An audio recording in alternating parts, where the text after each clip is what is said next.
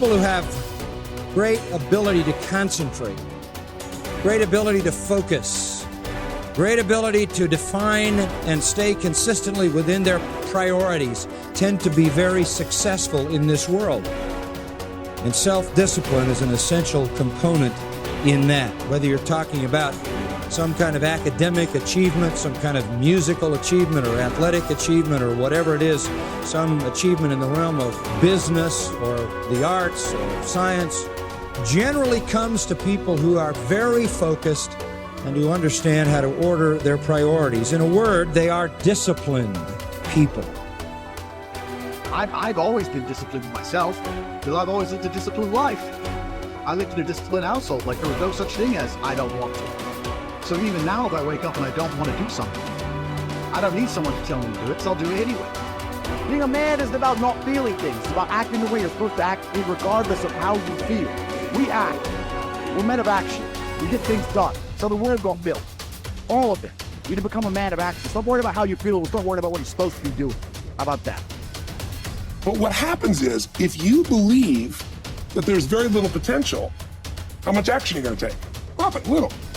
But they take little action, little results. Why? Because they have to start with a problem with their belief. They don't believe it's really going to happen for me. Maybe for Frank Kearns because he got the cool hair and stuff, or maybe it's for you because you're so driven, but it's not me. Maybe Tony Robbins because he's a freak, got these big teeth. Whatever their thought process is, right? They got this thing, right?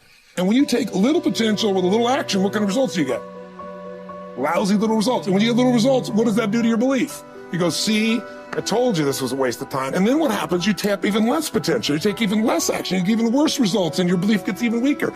And this sucker feeds on itself until you are in a downward spiral. It's poisonous. It's poisonous and it's self-fulfilling.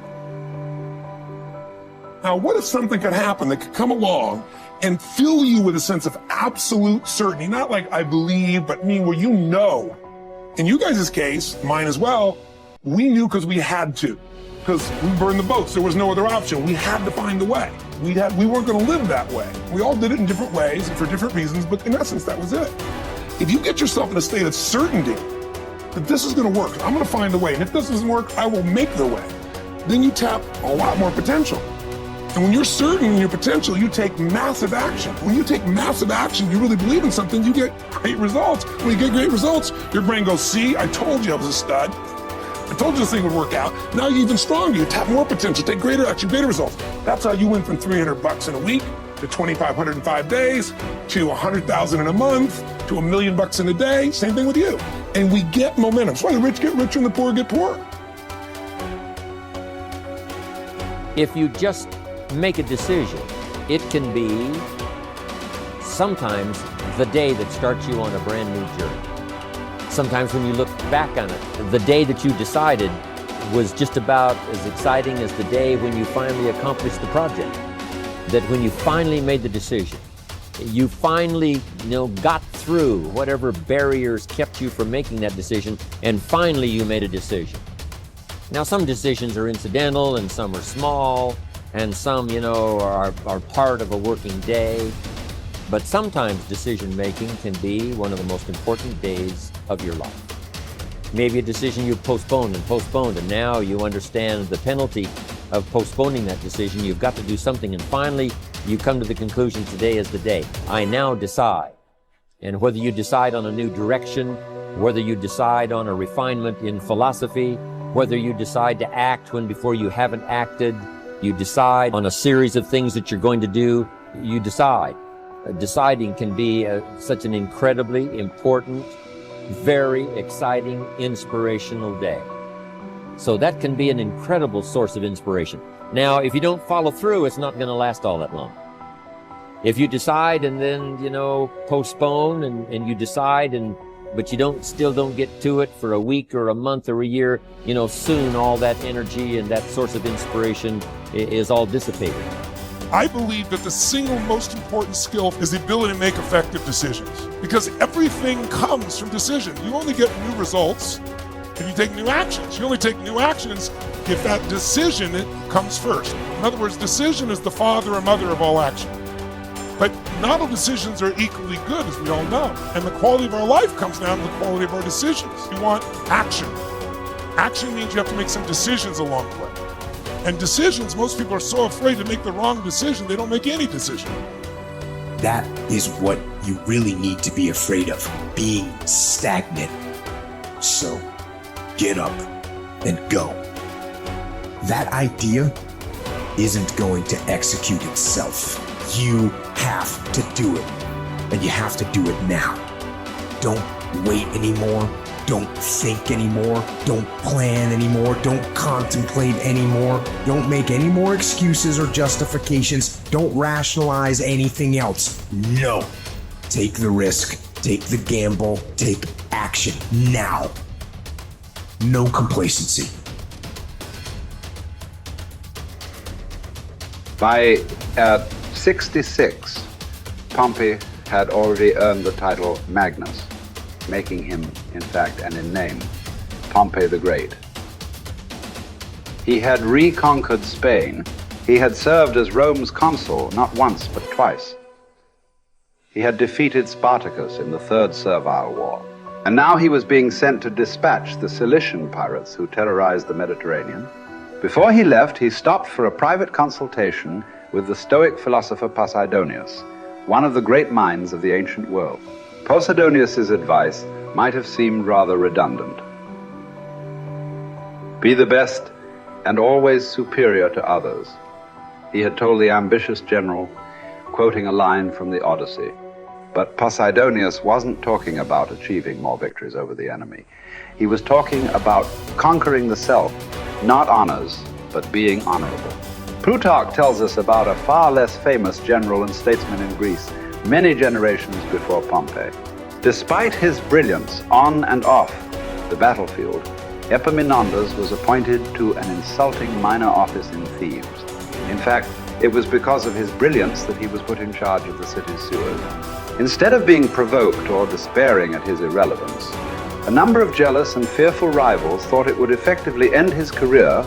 Epaminondas took fully to his new job, declaring that it is not the office that brings distinction to the man. It is the man who brings distinction to the office. With hard work and earnestness, Plutarch wrote, he proceeded to transform that insignificant office into a great and respected honor, even though previously it had involved nothing more than overseeing the clearing of dung and the diverting of water from the street. Best is the person who adds shine to their accomplishments with their discipline, not the other way around.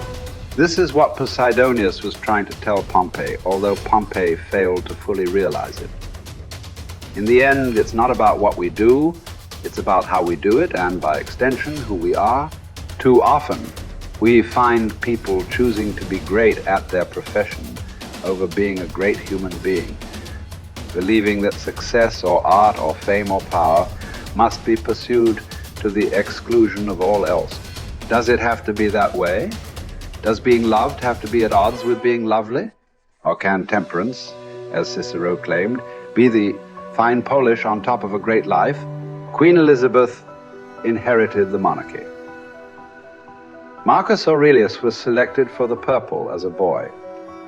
But it wasn't the throne that made either of them kingly. It was their behavior. They were what the ancients called first citizens, for their character as much as their rank. As Marcus said, his aim was never to be the most powerful king, never to conquer the most territory, or build the most beautiful buildings. Instead, he was after perfection of character, to live your last day, every day, without frenzy or sloth or pretend. It just happens that wonderful external accomplishments, like those achieved by Elizabeth and Marcus, can come out of internal endeavor. They are not the goal, they are the byproduct. Conquering the world is almost easy after we have fully conquered ourselves. Certainly fewer people have done the latter than the former. This is what you find when you study the true masters of any profession. They don't care much about winning, about money, about fame, about most of the things that have come their way as a result of their success. Their journey has always been towards something bigger. They aren't running a race against the competition. They are in a battle with themselves. Self-discipline has never been about punishment or deprivation. It is about becoming the best that you are capable of becoming. The battle to be the best has less to do with beating others and more to do with beating down those urges. those flaws, those selfish instincts that every human has. There was never enough for Pompey, nothing sacred. His endless ambition, his insane love of glory, as Posidonius called it, would ally him with Caesar, setting in motion the destruction of the republic he once loved.